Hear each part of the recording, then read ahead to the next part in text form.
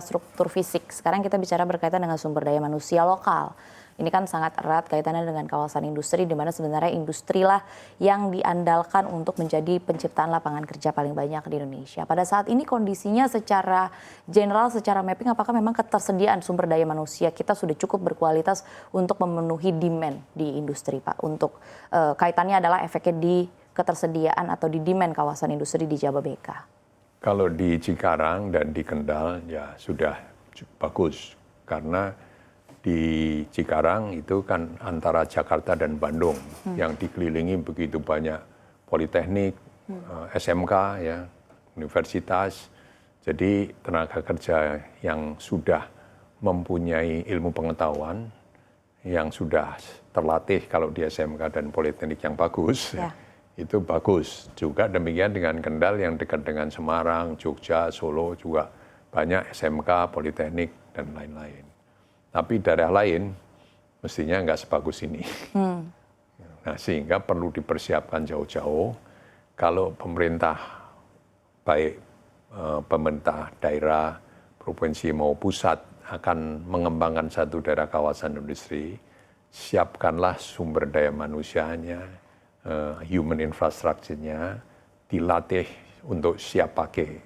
Dan itu perlu dari hasil survei, test market, industri apa yang mau masuk.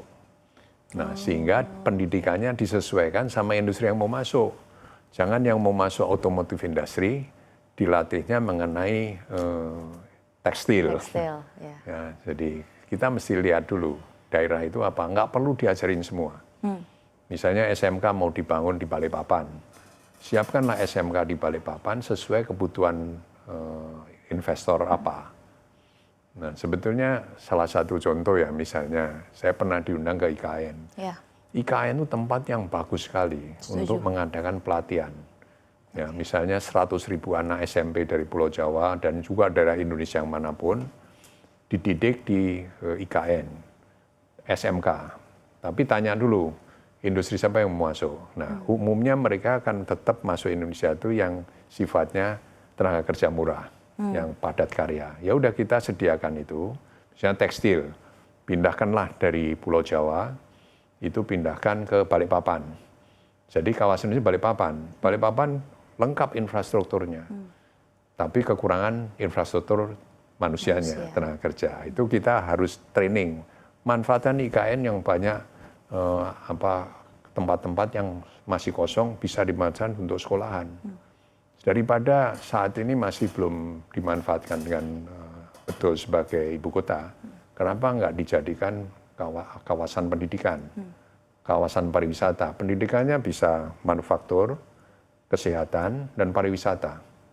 Sebab yang paling penting sebetulnya sekarang pendidik dalam bidang hospitality, ya, supaya karyawan kita, rakyat kita, anak-anak muda kita itu mengenai hospitality. So, habits dan attitude itu penting sekali. Kalau habits dan attitude-nya bagus, karakternya bagus, diajarin apa juga cepat.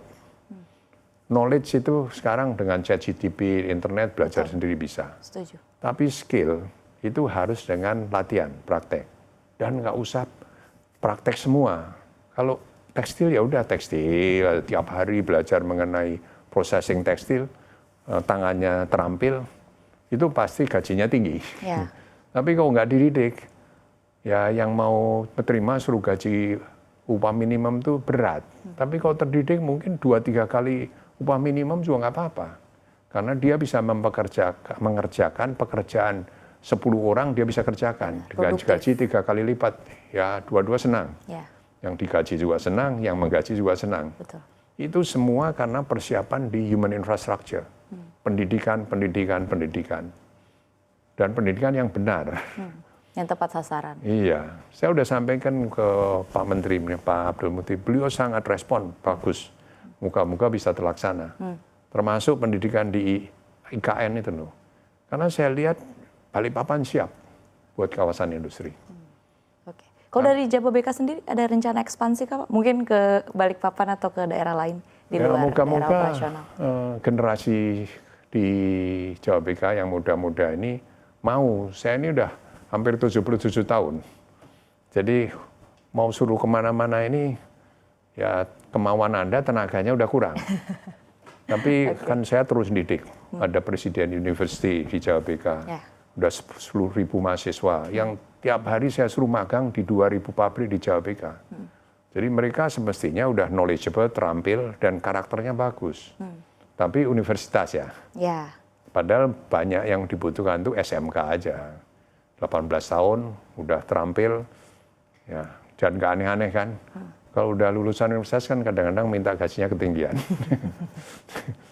Gitu ya. Baik. Itu berarti tadi ya kalau dari perspektif kawasan industri mungkin dari Jababeka yang paling penting untuk menyelesaikan sejumlah tantangan berkaitan dengan kawasan industri adalah berkaitan dengan physical infrastructure dan yang utamanya adalah human infrastructure. Lebih penting human infrastructure. Lebih penting dari pada physical infrastructure itu sendiri. Karena kalau misalnya belum ada pekerjaan di dalam negeri, ke luar negeri. Iya, betul. Banyak kebutuhan di luar negeri. Kalau pemerintah atau swasta belum sanggup menyediakan lapangan kerja, tapi kok anak-anak kita terampil, cari kerjaan ke luar negeri. Jangan hanya jadi pembantu rumah tangga begitu loh ya.